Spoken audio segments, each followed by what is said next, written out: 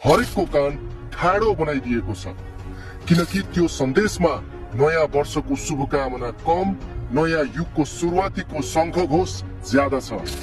भगवत गीता भित्र हरेक प्रश्नको उत्तर पाइए झैं दलका नेताहरूमा राजा केन्द्रित उब्जिएका प्रश्न र क्रोधले एकाएक उत्तर पाएका छन्। भगवान कृष्णले छोडेका गीता श्लोकका तीरहरू सरी राजाले सन्देश मार्फत श्रीपेचका कवच बनेका राजनीतिक श्लोकहरू छोडे। श्लोक गएर राजनीतिको मुटुमै लाग्यो, ठाउँको ठाउँ कम्पन पैदा भयो। राजाको सन्देश भित्र लटपटिएर आएका राजनीतिक संकेत एक समस्याको समाधान संवाद, सहमति, समन्वयन र सहकार्यबाट हुन सक्छ। काल फागुन 7 गते राजा ज्ञानेन्द्रले प्रजातन्त्र दिवसको उपलक्ष्यमा दिएको भिडियो सन्देशले 2081 चैत्र 15 गतेसम्म भूकम्प ल्यायो। चैत्र 15 पछिका दिनहरू सुनसान बितिरहेका थिए।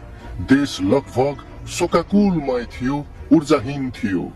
7 गते पछि राजाको धार्मिक स्थलहरूको भ्रमण सुरु भयो र फागुन 25 गते पोखराबाट काठमाडौँ फिर्ती सवारीमा राजाको स्वागतमा अप्रत्याशित भिड देखियो।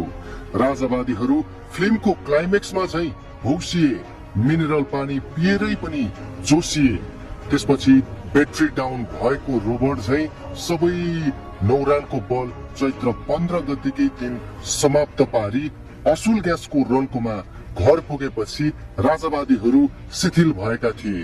राजा ज्ञानेन्द्रको नयाँ वर्ष 2082 केन्द्रित शुभकामना सन्देशले मरेको लास चुरुक्कै ठाडो भए जस्तै राजावादी र अन्य तन्त्र मन्त्र र वादी मान्नेहरू हरेकको कान ठाडो बनाइदिएको छ, किनकि त्यो सन्देशमा नयाँ वर्षको शुभकामना कम, नयाँ युगको सुरुवातीको शङ्खघोष ज्यादा छ।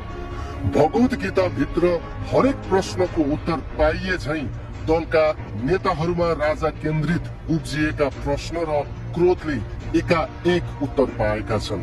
भगवान कृष्णले छोडेका गीता श्लोकका तीरहरू सरी राजाले सन्देश मार्फत श्रीपेचका कवच बनेका राजनीतिक श्लोकहरू छोडे।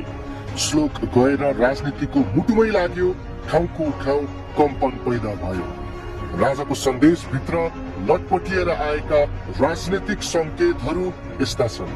2082 मै राज संस्था फर्किनेमा आशावादी। जनताको निराशा चिर्न राज संस्थाले जहिल्यै पनि योगदान पुर्याएको भन्दै नयाँ वर्षमा जनताको चाहना अनुसारको परिणाम अर्थात् राज संस्था फर्किनेमा आशावादी देखिएका